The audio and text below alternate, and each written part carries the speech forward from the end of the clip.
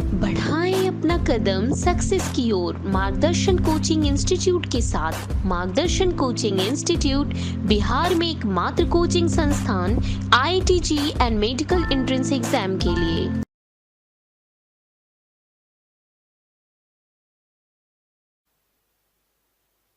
Well बच्चों, आज की लेक्चर में केमिकल बॉन्डिंग का ही एक बहुत इंपॉर्टेंट टॉपिक हाइड्रोजन बॉन्डिंग को डिस्कस करेंगे।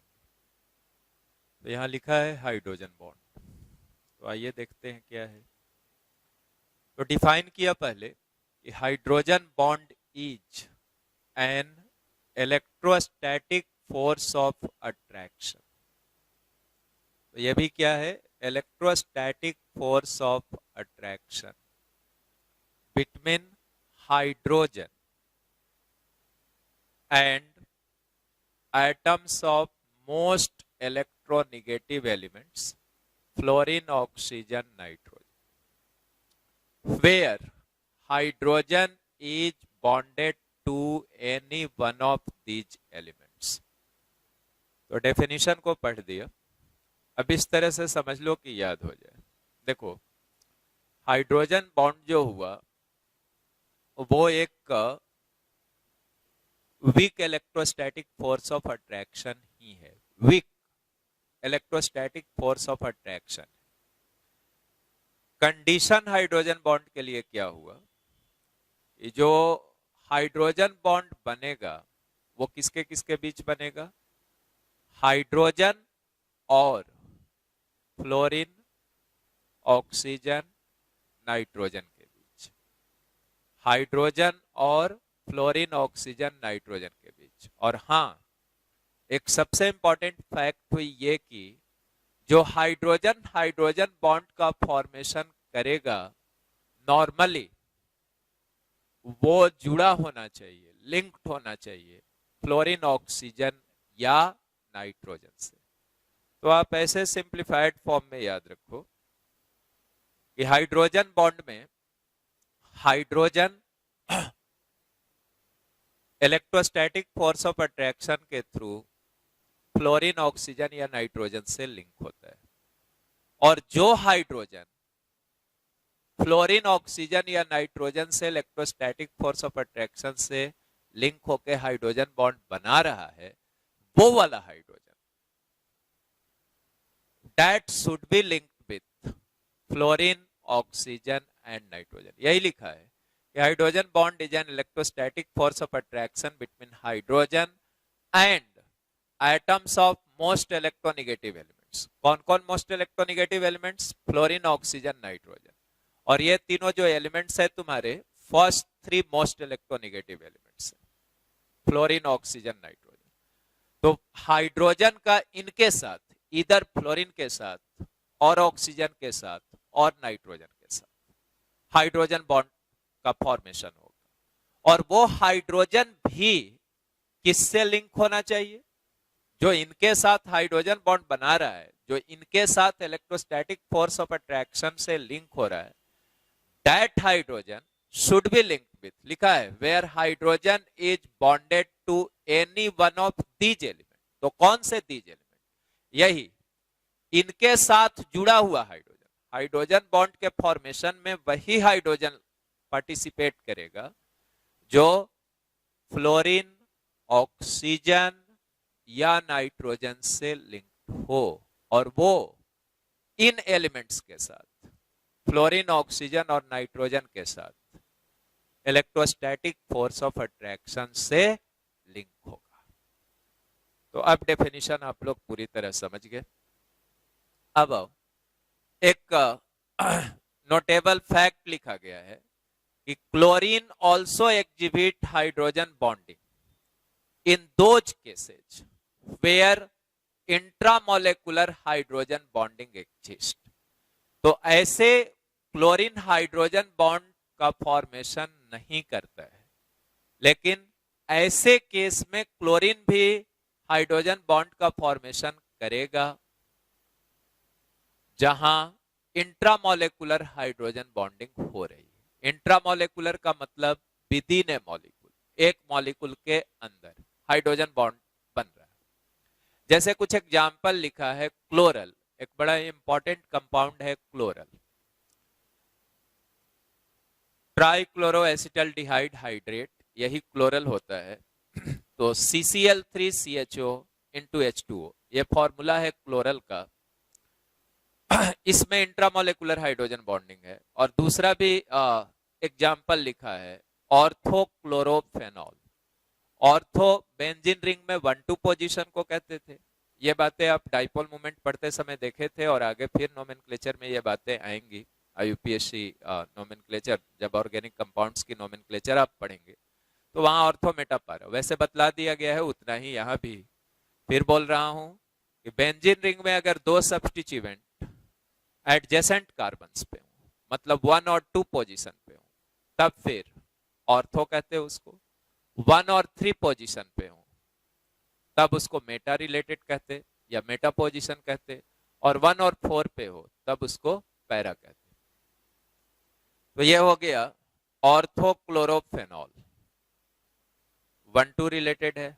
बेंजीन रिंग में OH लगा हुआ है, फेनॉल इसको कहते हैं, और एडजेसेंट कार्बन पे Cl लगा हुआ है, तो इसलिए इसको कह रहे हैं ऑर्थोक्लोरोफेनॉल।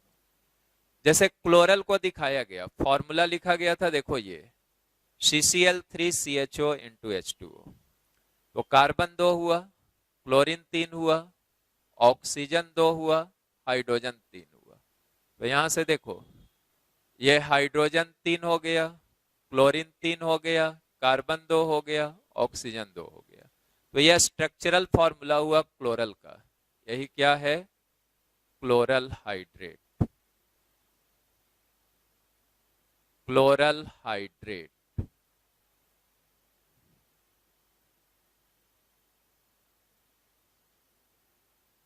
Chloral hydrate, right. अब देखो, इनफैक्ट ये हाइड्रोजन किससे लिंक्ड है? ऑक्सीजन से। तो हाइड्रोजन ऑक्सीजन से लिंक्ड है, और ऑक्सीजन की इलेक्ट्रोनिगेटिविटी हाइड्रोजन से ज्यादा है। तो हाइड्रोजन पे कैसा चार्ज आया? पार्शियल पॉजिटिव, ऑक्सीजन पे पार्शियल नेगेटिव। अब ये देखो, क्लोरीन किससे लिंक्ड है? कार्बन से, और कार्बन के रेस्पेक्ट में क्लोरीन की इलेक्ट्रोनिगेटिविटी ज्यादा है, तो क्लोरीन पे कैसा चार्ज आया? Partial negative. और इनके क्लोजनेस के वजह से इनके बीच अट्रैक्शन हो रहा, नजदीक होने के वजह से अट्रैक्शन हो रहा। तो ये डॉटेड लाइन से हमने डॉट डॉट डॉट से अट्रैक्शन को दिखलाया, और इसी अट्रैक्शन को हम कह रहे हैं इंट्रामोलेकुलर हाइड्रोजन बॉन्ड। इंट्रा इसलिए कि ये एक ही मॉलिक्यूल था, एक मॉलिक्यूल के अंदर ही ऑक्सीजन से लिंक्ड हाइड्रोजन क्लोरीन के साथ हाइड्रोजन बॉन्ड का फॉर्मेशन किया है। तो यही जो बॉन्ड हुआ बच्चों, ये कौन सा बॉन्ड हो गया? Intramolecular H bond, H for hydrogen, intramolecular hydrogen bond. Similarly यहां देखो, ऑक्सीजन से हाइड्रोजन लिंक्ड है, और यहां कार्बन से क्लोरीन लिंक है। तो यहां डेल्टा माइनस, यहां डेल्टा प्लस, यहां डेल्टा माइनस। अब इनके बीच भी यह हाइड्रोजन बॉन्ड का फॉर्मेशन हुआ। तो यह भी वही हुआ जो यहां पे लिखा गया, इंट्रामोलेकुलर हाइड्रोजन बॉन्ड। अब देखो, तो जब ये इंट्रामोलेकुलर हाइड्रोजन बॉन्ड बना, तो इस रिंग को देखो, अब ये रिंग जैसा स्ट्रक्चर हो गया। ये पहले से ये नहीं था तो क्लोज था, अब ये रिंग हो गया। तो यहां से ध्यान दो, कितने मेंबर का रिंग हुआ ये जानते हैं। तो 1 2 3 4 5। तो यहां लिखा है 5 मेंबर रिंग, और ब्रैकेट में लिखा है बच्चों स्टेबल। क्या मतलब? थोड़ा इस पे भी चर्चा करते हैं। जैसे जो 3 और 4 मेंबर के रिंग होते हैं, सच रिंग्स आर हाईली स्ट्रेन्ड, उनमें बहुत ज्यादा तनाव होता है। इनमें 3 एंड 4 मेंबर रिंग। तो 3 और 4 मेंबर के जो रिंग होते, they are unstable due to very large angle strain present in them. ठीक है, उसके वजह से वो अनस्टेबल होते हैं। लेकिन 5 मेंबर 6 मेंबर की रिंग काफी स्टेबल होते हैं। तो यहां 5 मेंबर का रिंग बना है, तो यह स्टेबल भी है। अब नीचे लिखा है this is called chelation. Chelation का मीनिंग हुआ रिंग फॉर्मेशन। जैसे ये इंट्रामोलेकुलर हाइड्रोजन बॉन्डिंग होने से ये रिंग जैसा साइक्लिक स्ट्रक्चर बन गया, रिंग जैसा स्ट्रक्चर बन गया। तो रिंग फॉर्मेशन के फेनोमेना को ही क्या कहते हैं? चिलेशन। तो इंट्रामोलेकुलर हाइड्रोजन बॉन्डिंग को चिलेशन भी कहते हैं। अब ये समझो कि हाइड्रोजन बॉन्ड के लिए कंडीशन बिल्कुल मेंटली सेट होना चाहिए। जनरली किससे लिंक्ड हाइड्रोजन होना चाहिए? फ्लोरीन, ऑक्सीजन या नाइट्रोजन से लिंक्ड हाइड्रोजन। किनके साथ? फ्लोरीन, ऑक्सीजन और नाइट्रोजन, इन तीनों में से किसी के साथ इलेक्ट्रोस्टैटिक फोर्स ऑफ अट्रैक्शन से लिंक होगा, इसी को कहेंगे आप हाइड्रोजन बॉन्ड। हाँ, क्लोरीन वाला स्पेशल केस हुआ। नॉर्मली क्लोरीन हाइड्रोजन बॉन्ड का फॉर्मेशन नहीं करता है, लेकिन यहां लिखा है कि chlorine also exhibit hydrogen bonding in those cases where intramolecular hydrogen bonding exist. तो वैसे केस में क्लोरीन भी हाइड्रोजन बॉन्ड, जैसे यहाँ पे इंट्रामोलेकुलर हाइड्रोजन बॉन्डिंग एग्जिस्ट कर रहा, तो क्लोरीन भी, हाइड्रोजन तो ऑक्सीजन से ही लिंक है, लेकिन ये किसके साथ इंट्रामोलेकुलर हाइड्रोजन बॉन्ड बना रहा है? क्लोरीन के साथ। तो यहाँ डेफिनेशन में लिखा था कि hydrogen bond is an electrostatic force of attraction between hydrogen, तो ये हाइड्रोजन है, and atoms of most electronegative element. उसमें तीन ही है, फ्लोरीन, ऑक्सीजन, नाइट्रोजन। क्लोरीन नहीं है, यहां तो क्लोरीन है। Where hydrogen is bonded to any one of these elements. Any one of these elements कहने का मतलब कि जो हाइड्रोजन हाइड्रोजन बॉन्ड बनाएगा वो खुद जुड़ा होना चाहिए कोवैलेंट बॉन्ड से। किनसे जुड़ा होना चाहिए? फ्लोरीन, ऑक्सीजन और नाइट्रोजन से। तो यहां ये हाइड्रोजन ऑक्सीजन से लिंक था, राइट? हाँ, क्लोरीन का स्पेशल केस हुआ कि ये भी बनाएगा हाइड्रोजन बॉन्डिंग, लेकिन तभी जब इंट्रामोलेकुलर हाइड्रोजन बॉन्ड बनता हो, जैसे कि क्लोरल में दिखलाएगा। वैसे ही ये ऑर्थोक्लोरोफेनॉल लिया गया। अब देखो, ऑक्सीजन से हाइड्रोजन लिंक्ड है और यहां इससे नेक्स्ट कार्बन पे, जस्ट नेक्स्ट कार्बन पे क्लोरीन है, तो यहां भी डेल्टा प्लस था, यहां डेल्टा माइनस था, यहां डेल्टा माइनस था। तो यहां भी ये जो अट्रैक्शन लगा, तो अब इस अट्रैक्शन को ही हम कहेंगे, ये इनफैक्ट देखो बच्चों, हाइड्रोजन बॉन्ड एक स्पेशल केस हुआ डाइपोल डाइपोल अट्रैक्शन का। तो हाइड्रोजन बॉन्ड क्या हुआ? एक स्पेशल केस हुआ डाइपोल डाइपोल अट्रैक्शन का। ये जैसे एक डाइपोल था, ये भी एक डाइपोल था, तो डाइपोल डाइपोल अट्रैक्शन ही तो हुआ है। तो it's a special case of dipole dipole attraction, right? तो यहां भी ये कितने मेंबर का रिंग हो गया? देख लो, 1 2 3, यहां कार्बन है, 4, यहां भी कार्बन है, यहां क्लोरीन है, 5, तो 5 मेंबर रिंग यहां भी बन गया। तो स्टेबल रिंग है। यह भी चिलेशन हुआ। रिंग फॉर्मेशन को ही हम लोग कहते हैं रिंग फॉर चिलेशन, मतलब बतलाया गया रिंग फॉर्मेशन, राइट? तो क्लोरीन वाला स्पेशल केस कि वहीं पे होगा जहां पे इंट्रामोलेकुलर हाइड्रोजन बॉन्डिंग। और यही दो एग्जांपल्स आपको अगर आएंगे भी तो क्लोरीन वाले आएंगे। एक्सेप्शनल बिहेवियर हुआ जो इन दो केस में होता है। एक और नीचे लिखा है कि hydrogen bonding is also found among Asian molecule due to increased electronegativity, En for electronegativity of carbon and nitrogen, C and N, carbon and nitrogen because of sp hybridization। क्या कहा गया? तो एक और स्पेशल केस की बात यहां हुई कि एशियन मॉलिक्यूल में भी हाइड्रोजन बॉन्डिंग होती है, जबकि यहां कहा गया था कि हाइड्रोजन बॉन्ड बनाने के लिए जो हाइड्रोजन आपका होना चाहिए वो खुद कोवैलेंट बॉन्ड से जुड़ा होना चाहिए। किनके साथ? इधर फ्लोरीन और ऑक्सीजन और नाइट्रोजन के साथ। फ्लोरीन, ऑक्सीजन और नाइट्रोजन के साथ लिंक्ड हाइड्रोजन फ्लोरीन, ऑक्सीजन या नाइट्रोजन के साथ इलेक्ट्रोस्टैटिक फोर्स ऑफ अट्रैक्शन से लिंक होगा, मतलब डाइपोल डाइपोल अट्रैक्शन से जनरली लिंक होगा।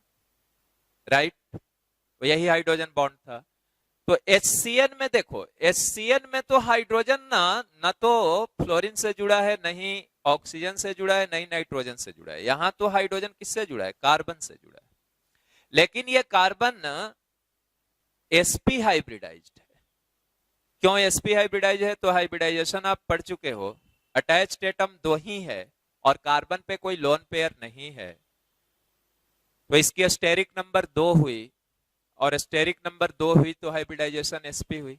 इवन नाइट्रोजन पे एक लोन पेयर है, क्योंकि वैलेंस इलेक्ट्रॉन नाइट्रोजन की 5, 3 बॉन्ड बनाया है तो एक लोन पेयर है, तो एक अटैच्ड एटम है, एक लोन पेयर है, तो नाइट्रोजन की भी इलेक्ट्रोनिगेटिविटी, नाइट्रोजन की भी हाइब्रिडाइजेशन sp हुई, राइट।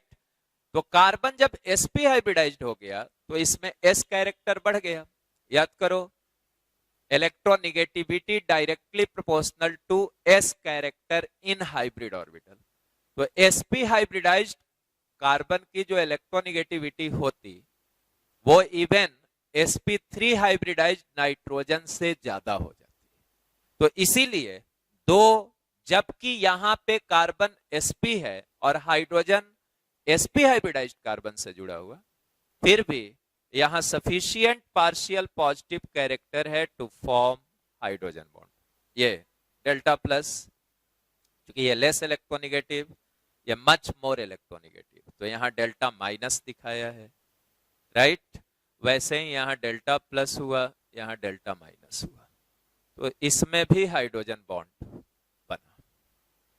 अब आप एक लाइन और लिख लो, hydrogen bond is a special case of hydrogen bond is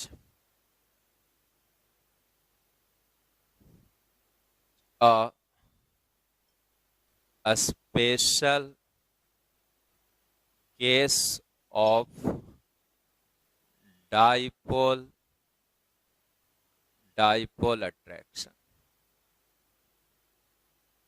dipole attraction, dipole attraction, right. और कुछ बातों को देखो, जैसे ये कहा कि hydrogen bond is an electrostatic force of attraction, तो इस पे बात करते हैं थोड़ा। आयोनिक बॉन्ड भी क्या था बच्चों? इलेक्ट्रोस्टैटिक फोर्स ऑफ अट्रैक्शन था। किनके बीच?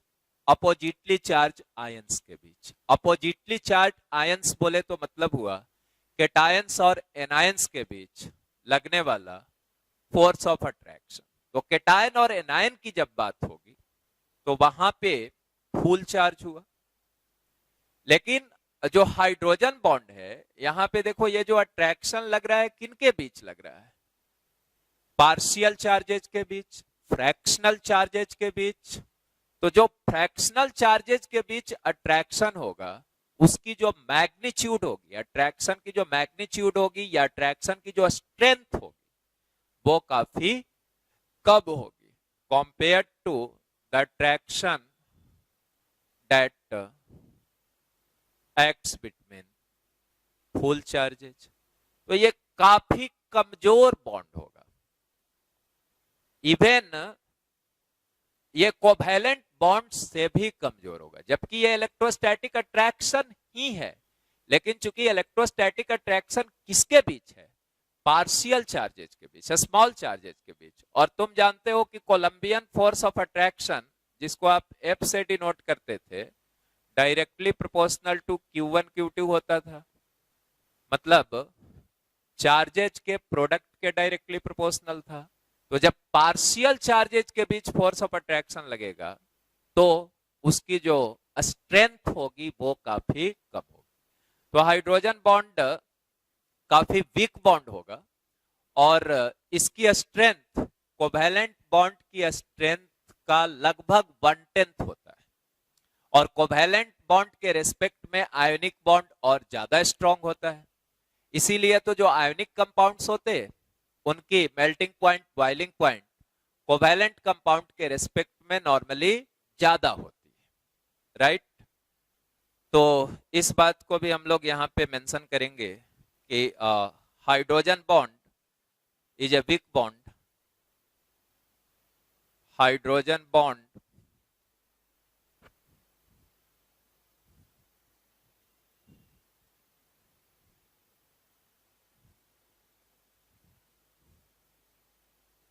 हाइड्रोजन बॉन्ड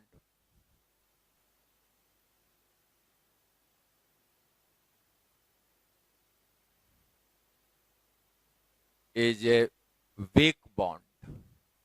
और ये बतला ही दिया कि स्पेशल केस है डाइपोल डाइपोल अट्रैक्शन का ही, तो वो तो इंटरमोलिकुलर फोर्सेज तो नॉर्मल बॉन्डिंग के रेस्पेक्ट में वो वीक केमिकल फोर्सेज थे ही। Is a weak bond and it's strength is almost one tenth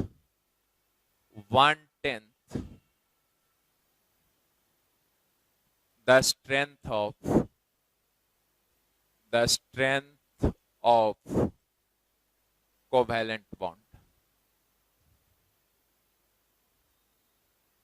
इसकी जो स्ट्रेंथ होती है वो कोवेलेंट बॉन्ड के स्ट्रेंथ का लगभग 1/10वें हिस्से के बराबर होता है। इसकी हाइड्रोजन बॉन्ड की जो बॉन्ड एनर्जी होती, हाइड्रोजन बॉन्ड, एच बॉन्ड मतलब हाइड्रोजन बॉन्ड, 25 से 35 किलो जूल पर मोल। ये बॉन्ड एनर्जी हुई हाइड्रोजन बॉन्ड की 25 से 35 किलो जूल पर मोल, जबकि जनरली कोवेलेंट बॉन्ड की जो स्ट्रेंथ होती है वो 200 किलो जूल पर मोल से ज्यादा होती है। कोवेलेंट बॉन्ड की strength almost 200 kilo joule per mole से ज्यादा होती है, राइट। उसकी जो बॉन्ड एनर्जी होती है वो 200 किलो जूल पर मोल से ज्यादा होती है। तो हमने लिख दिया कि covalent hydrogen bond is a weak bond and its strength is almost 1/10 of the strength of 1/10 almost 1/10 comma कर दो the strength of covalent bond। और हाइड्रोजन बॉन्ड की स्ट्रेंथ यही होती है, जबकि कोवेलेंट बॉन्ड की जो स्ट्रेंथ होती वो बोल दिया 200 किलो जूल पर मोल से भी ज्यादा होती है, right.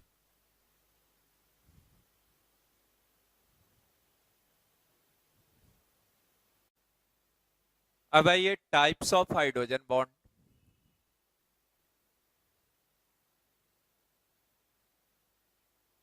Types of H for hydrogen bond. तो ये दो टाइप्स का होगा। एक हुआ इंटरमॉलिक्यूलर हाइड्रोजन बॉन्ड और दूसरा हुआ इंट्रा मॉलिक्यूलर हाइड्रोजन बॉन्ड। तो दोनों को वन बाय वन हम लोग देखेंगे। तो फर्स्ट को लीजिए, first inter molecular hydrogen bond.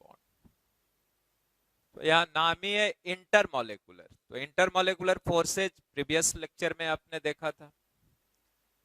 तो इंटरमॉलिक्यूलर जो एक से ज्यादा मॉलिक्यूल्स के बीच बनता हो। तो लिख दीजिए hydrogen bond which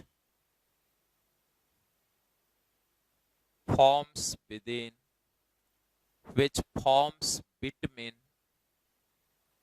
between more than one molecules,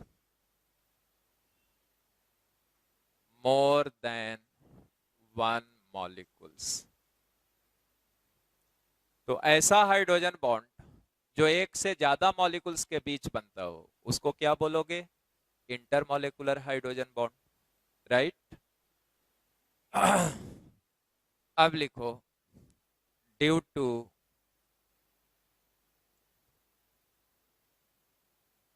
intermolecular hydrogen bonding between molecules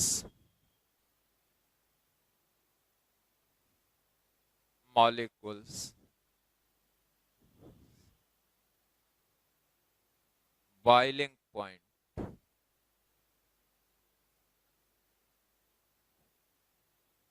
boiling point increases solubility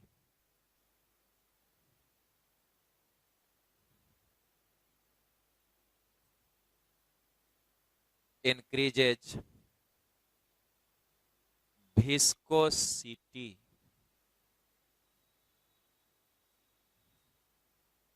increases vapor pressure of liquid.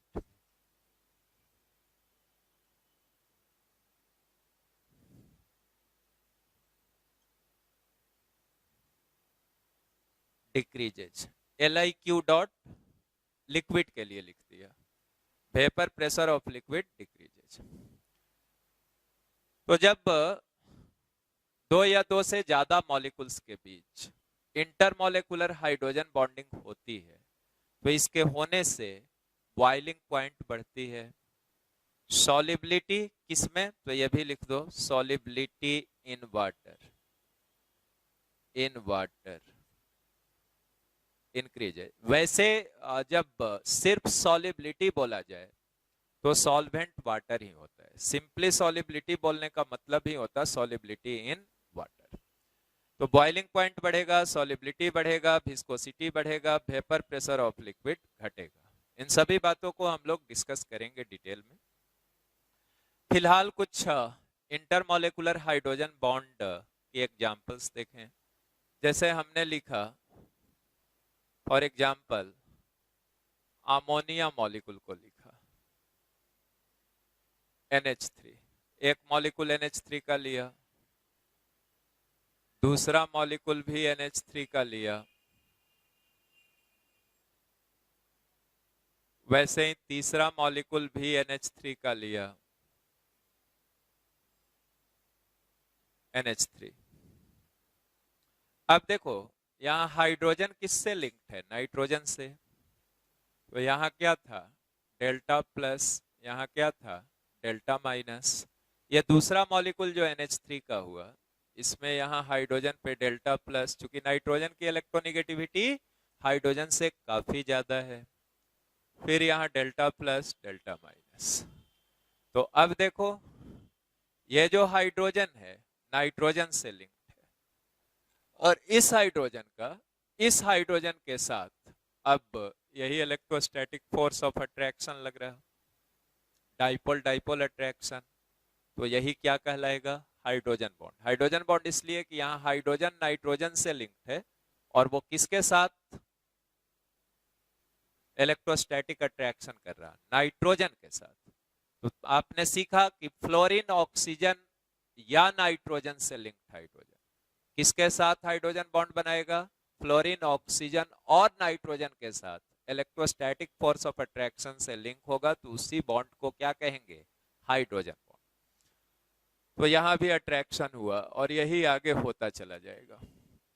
तो ये देखो, ये कई सारे अमोनिया मॉलिक्यूल्स, कई सारे, ये तीन ही नहीं है, बहुत सारे अमोनिया मॉलिक्यूल्स एक दूसरे से कौन से बॉन्ड से लिंक हुए, इंटरमॉलिक्यूलर हाइड्रोजन बॉन्डिंग। तो यहां जो बना इंटर, MOL डॉट लिख दिया, इसको पढ़ोगे इंटरमॉलिक्यूलर, तो यही हो गया इंटरमॉलिक्यूलर हाइड्रोजन बॉन्ड। ये लीनियर स्ट्रक्चर हुआ। अब वैसे ही हमने दिखलाया दूसरा एग्जाम्पल, जैसे हमने यहां ले लिया वाटर, वाटर दिखाया OH, right, HOH, O,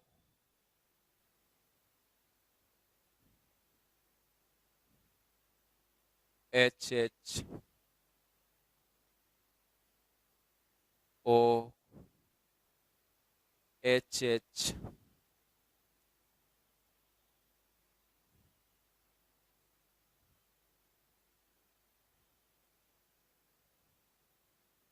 HOH।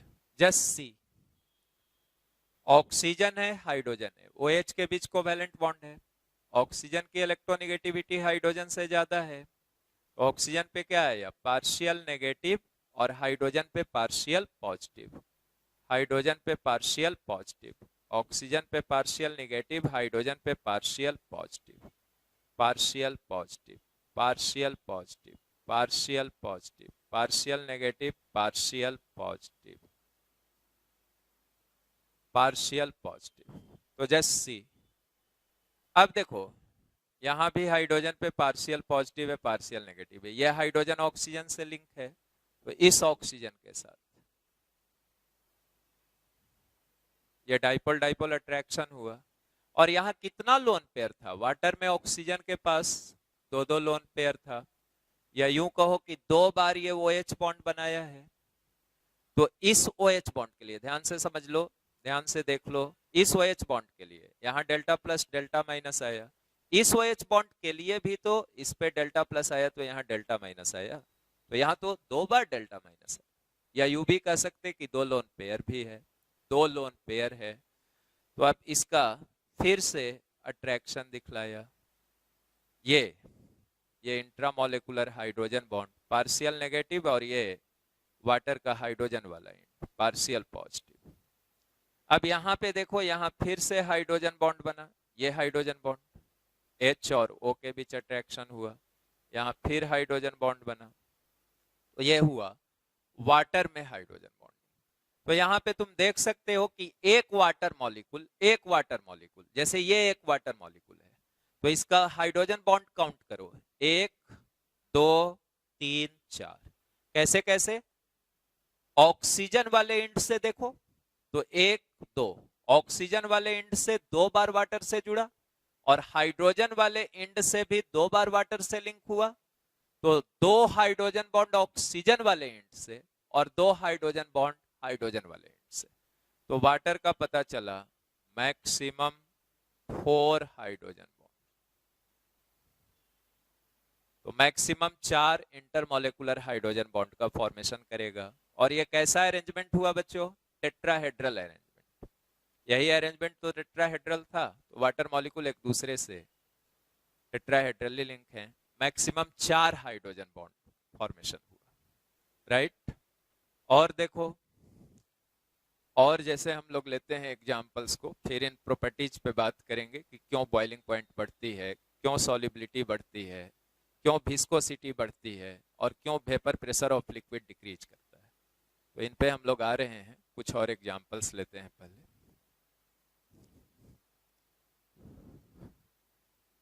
अब जैसे नेक्स्ट एग्जांपल हमने HF का लिया, F H F H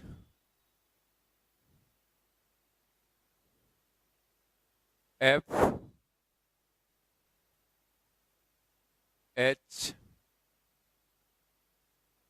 F H, like so. Now see, fluorine पे डेल्टा माइनस, हाइड्रोजन पे डेल्टा प्लस, फ्लोरीन पे डेल्टा माइनस, हाइड्रोजन पे डेल्टा प्लस, फ्लोरीन पे डेल्टा माइनस, हाइड्रोजन पे डेल्टा प्लस, फ्लोरीन पे डेल्टा माइनस, हाइड्रोजन पे delta plus. Let us सी, इस hydrogen और इस फ्लोरीन के बीच, ये हाइड्रोजन फ्लोरीन से जुड़ा हुआ है और इनके बीच पहले से कोई बॉन्ड नहीं बना है, तो अब इस हाइड्रोजन और इस फ्लोरीन के बीच इलेक्ट्रोस्टैटिक फोर्स ऑफ अट्रैक्शन लगा, डाइपोल डाइपोल अट्रैक्शन लगा, यही हाइड्रोजन बॉन्ड हुआ। इंटरमोलेकुलर, क्योंकि एक से ज्यादा मॉलिक्यूल्स के बीच लग रहा है, यहाँ फिर अट्रैक्शन हुआ, हाइड्रोजन बॉन्ड बना, यहाँ फिर अट्रैक्शन हुआ, हाइड्रोजन बॉन्ड बना, वैसे ही यहाँ आगे अट्रैक्शन होगा, हाइड्रोजन बॉन्ड बनेगा, यहाँ आगे अट्रैक्शन होगा, हाइड्रोजन बॉन्ड बनेगा, बनते चला जाएगा। तो ये तुम देखो जिग जैग हुआ, टेढ़ा मेढ़ा। तो HF के मॉलिक्यूल्स में जिग जैग हाइड्रोजन बॉन्डिंग जो होती है, जिग जैग। NH3 में बोला था लीनियर, राइट। अब चलो, जैसे यहाँ पे एक और एग्जांपल आ जाएगा, हमने यहाँ पे एसिटिक एसिड लिखा, CH3 COOH, फिर लिखा CH3 COOH। ये किसके मॉलिक्यूल्स को लिखा? एसिटिक एसिड के मॉलिक्यूल्स को, एसिटिक एसिड, राइट। अब देखो यहां जो हाइड्रोजन है किससे लिंक्ड है बच्चों? ऑक्सीजन से।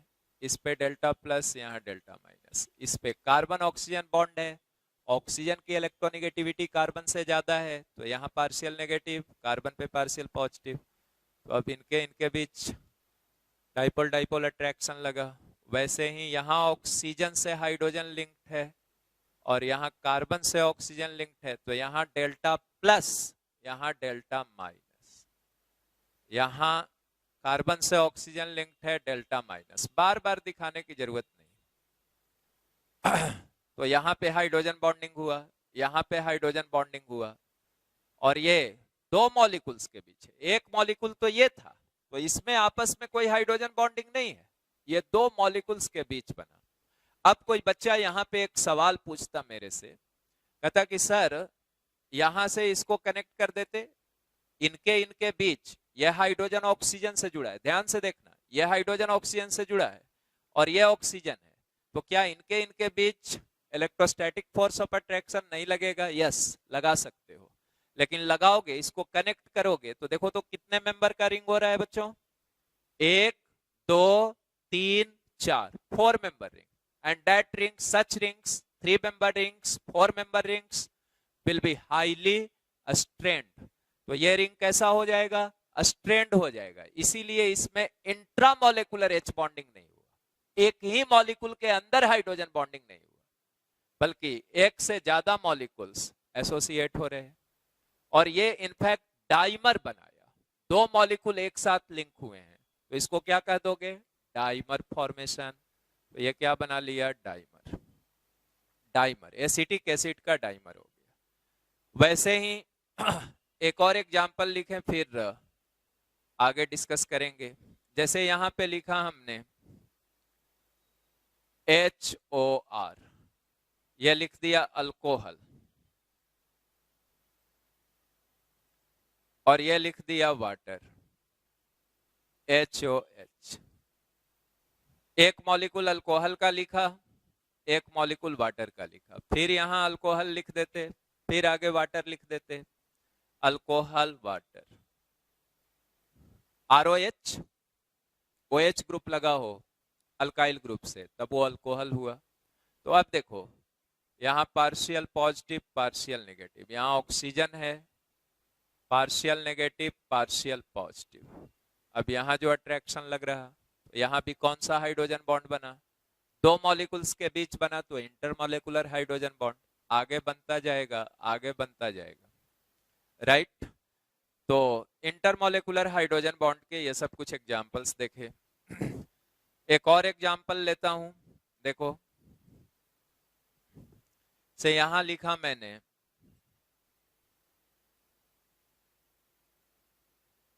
This COH OH।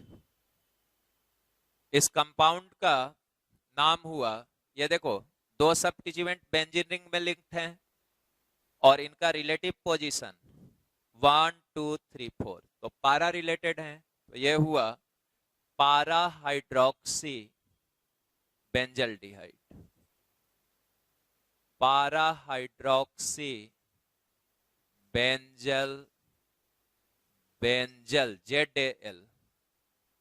ZAL benzaldehyde, पारा हाइड्रोक्सी बेंजल्डिहाइड। दूसरा मॉलिक्यूल इसी का लिखा,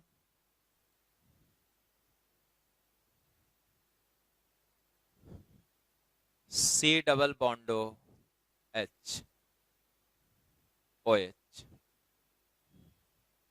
इसी का दूसरा मॉलिक्यूल लिखा पारा हाइड्रोक्सी बेंजल्डिहाइड का। अब देखो, अब यहां से इस पे क्या था? पार्शियल पॉजिटिव, इस पे क्या था? पार्शियल नेगेटिव, इस पे क्या है? पार्शियल नेगेटिव, इस पे पार्शियल पॉजिटिव पार्शियल नेगेटिव। बहुत सारे मॉलिक्यूल्स को तुम लिख सकते हो। तो यहां से देखो, यहां से ये H तो C से लिंक्ड है, लेकिन ये H किससे लिंक्ड है बच्चों? ऑक्सीजन से लिंक्ड है। और हाइड्रोजन बॉन्ड के लिए हाइड्रोजन किससे लिंक्ड होना चाहिए? फ्लोरीन, ऑक्सीजन या नाइट्रोजन से। और किसके साथ इलेक्ट्रोस्टैटिक अट्रैक्शन होना चाहिए? फ्लोरीन, ऑक्सीजन और नाइट्रोजन के साथ। तो यहां से ये इलेक्ट्रोस्टैटिक अट्रैक्शन हुआ, या यूं कहो कि डाइपोल डाइपोल अट्रैक्शन हुआ। वैसे ही ये आगे भी होता चला जाएगा, आगे डॉटेड डॉटेड लाइन बना दिए, मतलब आगे भी करेगा। यहाँ फिर ये आगे, यही वाला सी डबल बॉन्ड लिंक हुआ था ना, तो अगला मॉलिक्यूल को ऐसे ही लिखोगे तो फिर आगे होता जाएगा, राइट। चलो, तो ये पारा हाइड्रोक्सी बेंजल्डिहाइड में भी देखा। तो कई सारे मॉलिक्यूल में तुम्हें हाइड्रोजन बॉन्ड दिखाया गया। अब यहां से कुछ बातें डिस्कस करो। जैसे देखो, जब इंटरमॉलिक्यूलर हाइड्रोजन बॉन्डिंग हो रहा है, एक से ज्यादा मॉलिक्यूल्स के बीच हाइड्रोजन बॉन्डिंग हो रहा है, तो पहले तो यहीं पे बात करो कि एक से ज्यादा मॉलिक्यूल, क्या जरूरी है कि वो एक से ज्यादा मॉलिक्यूल सेम कंपाउंड के हों? नो, ये जरूरी नहीं है। जैसे इस केस में एक से ज्यादा मॉलिक्यूल सेम कंपाउंड के हैं, इस केस में भी वाटर मॉलिक्यूल्स के बीच हाइड्रोजन बॉन्डिंग दिखाए हो, सेम कंपाउंड के हैं। HF में दिखाए हो, यहाँ भी सेम कंपाउंड के एक से ज्यादा मॉलिक्यूल हैं। एसिटिक एसिड सेम कंपाउंड के एक से ज्यादा मॉलिक्यूल हैं। लेकिन ये अल्कोहल और वाटर, तो अल्कोहल और वाटर ये तो डिफरेंट कंपाउंड्स के मॉलिक्यूल हैं। तो हाइड्रोजन बॉन्ड, एक इंटरमॉलिक्यूलर हाइड्रोजन बॉन्ड, हम लोग उसी को डिस्कस कर रहे हैं। तो इंटरमॉलिक्यूलर हाइड्रोजन बॉन्डिंग एक से ज्यादा मॉलिक्यूल्स के बीच होगा, और वो मॉलिक्यूल्स इधर सेम कंपाउंड के हो सकते और डिफरेंट कंपाउंड्स के हो सकते। कंडीशन को अगर सेटिस्फाई करेगा तो एक से ज्यादा मॉलिक्यूल्स के बीच वो मॉलिक्यूल्स सेम कंपाउंड या डिफरेंट कंपाउंड के भी हो सकते हैं, और एक से ज्यादा मॉलिक्यूल्स के बीच इंटरमॉलिक्यूलर हाइड्रोजन बॉन्डिंग का फॉर्मेशन होगा। तो अब कई सारे एग्जांपल देख लिए। अब देखो कि हो क्या रहा है इंटरमॉलिक्यूलर हाइड्रोजन बॉन्डिंग। हो ये रहा है कि जैसे ये ढेर सारे अमोनिया मॉलिक्यूल्स इस इंटरमॉलिक्यूलर हाइड्रोजन बॉन्डिंग के थ्रू एसोसिएट हो रहे हैं, वैसे ही ये ढेर सारे वाटर मॉलिक्यूल्स, ऐसा नहीं कि बस यही बीच में जो वाटर लिखा है वही बनाएगा, ये भी बनाएगा, फिर ये भी बनाएगा, फिर ये भी बनाएगा, ये भी बनाएगा। तो ढेर सारे वाटर मॉलिक्यूल्स एक दूसरे से इंटरमॉलिक्यूलर हाइड्रोजन बॉन्ड के थ्रू एसोसिएटेड होंगे। सिमिलरली ढेर सारे HF मॉलिक्यूल्स एसोसिएटेड होंगे, ढेर सारे एसिटिक एसिड के मॉलिक्यूल्स एसोसिएटेड होंगे। तो हम लोग क्या सीखे? हम लोग ये सीखे कि इंटरमॉलिक्यूलर हाइड्रोजन बॉन्डिंग में ढेर सारे मॉलिक्यूल्स का एसोसिएशन हो रहा, आपस में जुड़ रहे, राइट। तो पहला जो इंपॉर्टेंट पॉइंट सीखा इंटरमॉलिक्यूलर हाइड्रोजन बॉन्डिंग के बारे में, वो ये कि it causes association of molecules, ठीक है। और एसोसिएशन होने से क्या होगा? जब ढेर सारे मॉलिक्यूल्स एक दूसरे से लिंक्ड होंगे, एसोसिएट होंगे, तो उस एसोसिएशन के होने से इफेक्टिव मॉलिक्यूलर वेट बढ़ जाएगी। तो intramolecular hydrogen bond causes association of molecules, और उस intermolecular hydrogen bond causes association of molecule. हम लोग इंटरमॉलिक्यूलर की ही बात कर रहे हैं, तो कहीं कहीं बोलने के क्रम में हो सकता है इंट्रा बोला जाता हो, तो उस पर ध्यान नहीं देना है। इंट्रा का मतलब हो गया विद इन वन मॉलिक्यूल, एक मॉलिक्यूल के अंदर हो। यहां हम लोग एक से ज्यादा मॉलिक्यूल्स को लिए, तो we are talking about intermolecular hydrogen bond. तो हम लोग क्या कह रहे हैं कि intermolecular hydrogen bond causes association of molecules, and due to that association, वो आपस में जुड़ने से इफेक्टिव मॉलिक्यूलर वेट इंक्रीजेज। और जब इफेक्टिव मॉलिक्यूलर वेट इंक्रीज करेगी बच्चों, तो इफेक्टिव मॉलिक्यूलर वेट के बढ़ने से, अभी देखा था कि सेम टाइप का फोर्स अगर लग रहा हो तो मॉलिक्यूलर वेट जितना ज्यादा होगा, boiling point, melting point normally उतनी ज्यादा होगी। सीखा है ना। तो इंट्रामॉलिक्यूलर हाइड्रोजन बॉन्ड में क्या हो रहा है? Association of molecules. एसोसिएशन से क्या हो रहा है, इफेक्टिव मॉलिक्यूलर वेट, प्रभावी मॉलिक्यूलर वेट बढ़ जा रहा है, कई सारे मॉलिक्यूल्स एक साथ जुड़ जा रहे हैं, तो इसके वजह से molecular weight, effective molecular weight बढ़ जा रहा है, और उसके बढ़ने से बॉइलिंग पॉइंट बढ़ेगी। तो जिस भी कंपाउंड में इंटरमॉलिक्यूलर हाइड्रोजन बॉन्डिंग होगी उसकी बॉइलिंग पॉइंट एबनॉर्मली हाई हो, एबनॉर्मली हाई होगी मतलब अजीब तरीके से बढ़ जाएगी, तेजी से बढ़ जाएगी, ठीक है। तो बीपी हाई होगी, यह समझ गया। अब अगर बीपी हाई हुआ, जैसे मैं ऐसा बोलूं, इसको ठीक से समझो, दो लिक्विड्स हैं ए और बी, एक की बॉइलिंग पॉइंट है 100 डिग्री सेल्सियस और दूसरे की बॉइलिंग पॉइंट है 40 डिग्री सेल्सियस। ये टू लिक्विड्स हैं, एक की बॉइलिंग पॉइंट क्या है 100 डिग्री सेल्सियस, दूसरे की बॉइलिंग पॉइंट क्या है 40 डिग्री सेल्सियस। तो पहले कौन बॉयल होगा? तो तुम कहोगे कि सर जिसकी बॉइलिंग पॉइंट कम होगी वही तो पहले बॉयल होगा। तो बॉइलिंग पॉइंट किसकी कम है? बी की कम है। बॉइलिंग पॉइंट जब बी की कम है तो बी विल बॉयल फर्स्ट, ठीक है। तो जो पहले बॉयल होगा वेपर भी तो उसी का पहले बनना शुरू होगा, राइट। इसका वेपर तो 100 डिग्री सेल्सियस आएगा तब बनना शुरू होगा, लेकिन इसका वेपर, बी का वेपर तो 40 डिग्री सेल्सियस पे ही बनेगा। तो वेपर प्रेशर, वेपर प्रेशर क्या हुआ? Pressure created by vapour. तो जिसका वेपर जल्दी बनेगा तो उसके वेपर का प्रेशर ज्यादा होगा, बिकॉज ये तो 40 डिग्री पे ही बॉयल करने लगा और ये वेट कर रहा है, वेट कर रहा है, वेट कर रहा है, वेट कर रहा है, किस टेम्परेचर को आने का वेट कर रहा है? 100 डिग्री सेल्सियस को आने का वेट कर रहा है। तो कौन ज्यादा वेपर दे रहा है? और जितना ज्यादा इंटरमॉलिक्यूलर हाइड्रोजन बॉन्ड बनेगा उसकी वाटर सॉल्युबिलिटी उतनी ज्यादा हो, राइट। तो ये सारी बातें देख लिया। एक और एग्जांपल देख लो इंटरमॉलिक्यूलर हाइड्रोजन बॉन्डिंग का।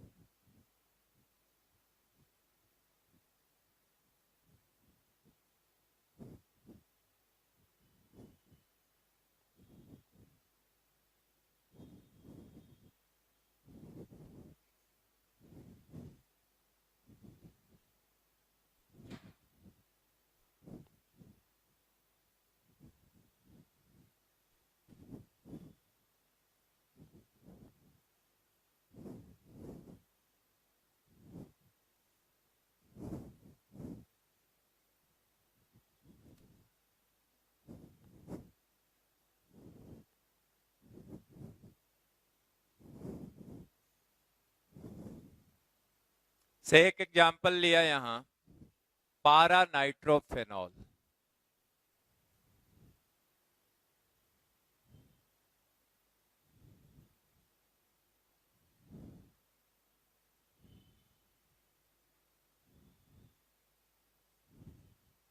ये देखो बेंजीन रिंग है, दो सब्स्टिट्यूएंट्स हैं, इनका रिलेटिव पोजीशन 1 2 3 4, 1 4 पे आया है। तो इसको क्या पढ़ोगे बच्चों? पारा नाइट्रोफेनॉल। बेंजीन रिंग से OH लगा हो तो फेनॉल कहता था, और ये सब फिर नोमेनक्लेचर में पढ़ोगे। पारा नाइट्रोफेनॉल। फिर एक मॉलिक्यूल लिखा पारा नाइट्रोफेनॉल का,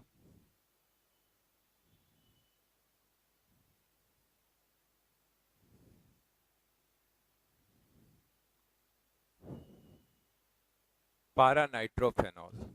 ये कोऑर्डिनेट बॉन्ड है।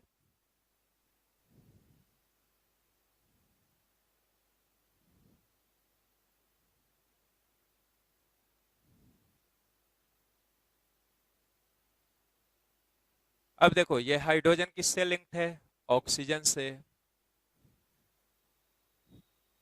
और ये ऑक्सीजन है। इनके बीच पहले से कोई बॉन्ड है नहीं, तो इलेक्ट्रोस्टैटिक फोर्स ऑफ अट्रैक्शन लगेगा। तो यही इंटरमॉलिक्यूलर हाइड्रोजन बॉन्डिंग हो गया। आगे फिर लगता जाएगा और मॉलिक्यूल्स रहेगा और एसोसिएशन होता जाएगा। चलो अब नीचे लिख लो एक line, intermolecular hydrogen bonding, intermolecular MOL dot H bonding causes association, causes association of molecules and due to this effective molecular weight, effective molecular MOL dot molecular weight increases,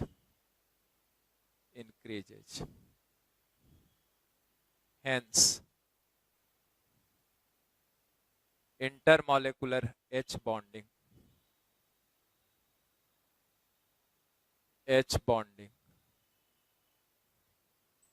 increases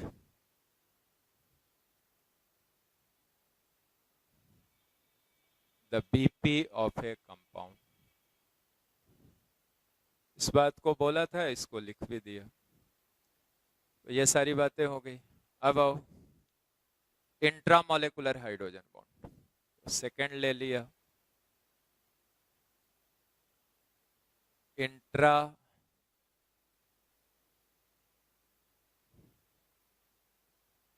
molecular hydrogen bond. तो इंट्रामोलेकुलर hydrogen bond लिखा, it forms within a molecule, within a molecule। तो यह एक molecule के अंदर बनेगा, right. अब नीचे लिख लो, due to इंट्रामोलेकुलर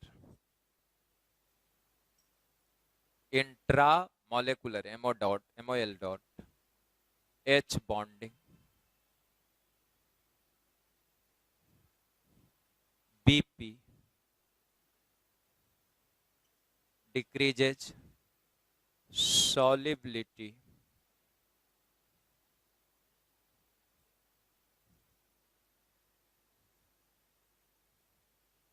in water, decreases viscosity, decreases vapor pressure of liquid,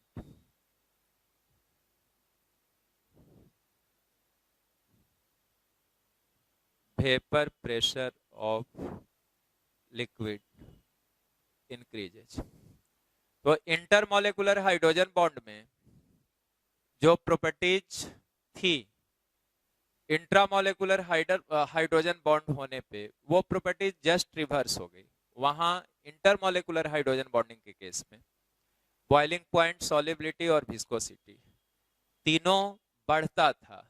यहाँ ये तीनों बीपी घट रहा, सॉल्युबिलिटी इन वाटर घट रहा, विस्कोसिटी घट रहा, और इंटरमोलेकुलर हाइड्रोजन बॉन्डिंग होने पे वेपर प्रेशर ऑफ लिक्विड क्या होता था, घटा था। और इंट्रामोलेकुलर हाइड्रोजन बॉन्डिंग होने पे वेपर प्रेशर ऑफ लिक्विड क्या हो रहा है, बढ़ रहा है। तो सारी प्रॉपर्टीज रिवर्स हो गई। अब कुछ एग्जांपल देख लो इसका। जैसे एक एग्जांपल ले लिया, दिस,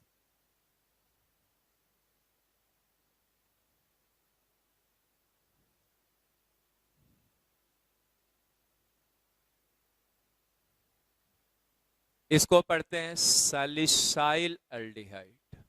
नाम अब से याद रखना, सैलिसाइल एल्डिहाइड, सैलिसाइल एल्डिहाइड। या इसको लिख सकते हो और ortho hydroxy benzaldehyde, ortho hydroxy benzyl, BNZL, benzaldehyde, benzaldehyde, right. देखो ऑक्सीजन से हाइड्रोजन जुड़ा है और ये ऑक्सीजन है, इनके बीच कोई बॉन्ड नहीं है, यहाँ पार्शियल नेगेटिव है, यहाँ पार्शियल पॉजिटिव है। ऑक्सीजन से लिंक्ड हाइड्रोजन और ये ऑक्सीजन, तो इनके बीच इलेक्ट्रोस्टैटिक अट्रैक्शन हुआ, तो यही क्या हो गया बच्चों, इंट्रामोलेकुलर मॉलेकुलर H बॉन्ड। और देखो तो कितने मेंबर का रिंग बना, गिनो। अब ये रिंग हो गया 1 2 3 4 5 6, तो 6 मेंबर रिंग, हाईली स्टेबल। तो यहाँ पे लिख भी दो 6, 1 2 3 4 5 6, 6 member ring, 6 member ring, 6 member ring, right. Chelation कहते थे इसको, क्या बोलते थे, ring formation. Chelation means ring formation, इसी क्लास में बताएं, इसी लेक्चर। वैसे ही और एग्जांपल देख लो, ऑर्थो नाइट्रोफेनॉल, ये वो H हुआ,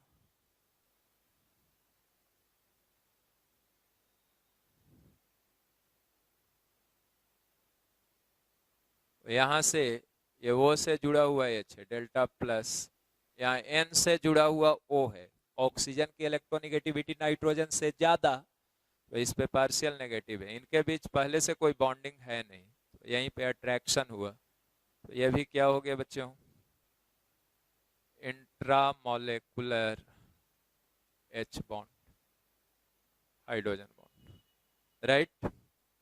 इसका क्या नाम हुआ, ऑर्थो नाइट्रोफेनॉल, ऑर्थो नाइट्रोफेनॉल। अब चलो इन प्रॉपर्टीज को डिस्कस कर देते कि क्यों इनमें, जैसे इंट्रामोलेकुलर हाइड्रोजन बॉन्डिंग हो रही है तो बॉइलिंग पॉइंट घटी, क्यों घटी, सॉलिबिलिटी क्यों घटी, विस्कोसिटी क्यों घटी, वेपर प्रेशर ऑफ लिक्विड क्यों बढ़ी, तो इसको डिस्कस करो। देखो intramolecular hydrogen bonding within a molecule हो रहा, तो विद इन ए मॉलिक्यूल होने से क्या हुआ, एसोसिएशन तो हुआ नहीं, नो एसोसिएशन। और जब एसोसिएशन नहीं हुआ तो इफेक्टिव मॉलिक्यूलर वेट इंक्रीज नहीं किया, इफेक्टिव मॉलिक्यूलर वेट इंक्रीज नहीं किया, राइट। तो यहां एसोसिएशन नहीं होने से इफेक्टिव मॉलिक्यूलर वेट इंक्रीज नहीं किया। और क्या हुआ, देखो अगर रिंग नहीं होता, रिंग हुआ, अट्रैक्शन हो रहा, ध्यान से देखना, ये रिंग बनने से इनके बीच क्या हो रहा बच्चों, अट्रैक्शन हो रहा, और इस अट्रैक्शन के वजह से, इस अट्रैक्शन के वजह से थोड़ी सी सरफेस एरिया डिक्रीज करेगी। जो सरफेस एरिया इसके नहीं होने पे, जब इनके बीच अट्रैक्शन नहीं होता, तब जितना इसका सरफेस एरिया रहता, उसके रेस्पेक्ट में ये अट्रैक्शन होने से, अट्रैक्शन होना मतलब एक दूसरे के नजदीक आना, और एक दूसरे के नजदीक आना मीन सरफेस एरिया का क्या होना, घटना। और जब सरफेस एरिया घटा, एक तो एसोसिएशन नहीं हुआ, एक मॉलिक्यूल के अंदर हो रहा, एक ही मॉलिक्यूल रह गया, यह इंट्रामोलेकुलर हाइड्रोजन बॉन्ड बनने के बाद भी, तो एसोसिएशन तो नहीं हुआ। दूसरा क्या हुआ, there will be slight decrease in surface area, थोड़ी सी सरफेस एरिया भी घटेगी, और सरफेस एरिया घटेगी तो बॉइलिंग पॉइंट घटेगा, राइट। अब बॉइलिंग पॉइंट अगर घट गया, तो बॉइलिंग पॉइंट घट गया तो जल्दी बॉयल होगा, जल्दी बॉयल होगा तो लिक्विड का वेपर प्रेशर बढ़ेगा, ये समझ गए। अब है कि विस्कोसिटी, तो ये सरफेस एरिया थोड़ा सा और तो घट गया, तो ये तो और कॉम्पैक्ट हो गया, और कॉम्पैक्ट हो गया, सिकुड़ा कुछ, तो लिक्विड की मूव करने की टेंडेंसी ज्यादा होगी, और मूव करने की टेंडेंसी ज्यादा होगी मतलब विस्कोसिटी कम होगा। वहां पे तो एसोसिएशन होता था तो विस्कोसिटी बढ़ा था, यहाँ no association, there is slight decrease in surface area, तो इसकी मूव करने की टेंडेंसी ज्यादा होगी मतलब विस्कोसिटी कम होगी। अब रहा सॉलिबिलिटी, तो इसको डिस्कस करो। सॉलिबिलिटी इन वाटर, देखो इसको अगर वाटर में डालेंगे तो कहोगे कि सर वाटर में डालिएगा तो वाटर में भी तो हाइड्रोजन भी है और ऑक्सीजन भी है, और हाइड्रोजन ऑक्सीजन से लिंक्ड है। तो तुम्हारा यह सवाल होगा कि वाटर मॉलिक्यूल, जैसे यहां वाटर है, तो वाटर के साथ, वाटर के ऑक्सीजन के साथ क्या ये हाइड्रोजन बॉन्ड का फॉर्मेशन नहीं करेगा? कर सकता है। लेकिन ऐसे सोचो कि तुम्हारे घर में आम का पेड़ है, कई सारा है, तो तुम बाहर से आम खरीदने के लिए जाओगे या घर वाले आम को खाना ज्यादा प्रेफर करोगे? तो जो चीजें घर में उपलब्ध है उसको बाहर से लाने की जो टेंडेंसी होगी वो क्या होगी? घट जाएगी। और वैसे भी इंट्रामोलेकुलर जो प्रोसेस होते हैं, किसी एक मॉलिक्यूल के होने वाले जो प्रोसेस होते हैं वो इंटरमोलेकुलर प्रोसेस से फास्ट होते हैं। इसको थोड़ा सा और डे टू डे लाइफ के एग्जांपल से समझो। जैसे एक बच्चे ने किसी व्यक्ति को चेस्ट पे स्टोन फेंका, स्टोन से मार दिया, पत्थर के टुकड़े से मारा, चोट लगा, डैमेज भी कुछ हुआ होगा अंदर। लेकिन क्या ऐसा होता है कि पत्थर से मार देने से कोई आदमी तुरंत, एक ही पत्थर लगा तो मर जाता है क्या? तो मोस्ट ऑफन मरता नहीं। लेकिन उस व्यक्ति को हार्ट अटैक आती हो, किसी व्यक्ति को हार्ट अटैक आती हो, तो ज्यादा डैमेज कौन करता है? पत्थर से मारे, तो पत्थर से मारे किसी व्यक्ति को, एक पत्थर फेंके लग गया उसको, तो ये इंटरमोलेकुलर रिएक्शन हुआ पत्थर और उस व्यक्ति की बॉडी के बीच। ये कैसा रिएक्शन हुआ? इंटरमोलेकुलर रिएक्शन। और हार्ट अटैक हुआ किसी व्यक्ति को, तो ये कैसा रिएक्शन हुआ? इंट्रामोलेकुलर, उसके बॉडी के अंदर। ज्यादा डैमेज कौन करता है? तो जब हार्ट अटैक होगा तो ज्यादा डैमेज करेगा। इसका मतलब कि जो इंट्रामोलेकुलर प्रोसेसेज होंगे वो ज्यादा स्ट्रॉन्ग होते हैं या ज्यादा फास्ट होते हैं कंपेयर्ड टू इंटरमोलेकुलर प्रोसेसेज। ठीक है? तो जब इसके अंदर पहले से ही हाइड्रोजन बॉन्ड बनना संभव था, जब ये खुद ही अपने अंदर ही जब हाइड्रोजन बॉन्ड ये बना सकता है या बना ले रहा है, तो इसकी वाटर के साथ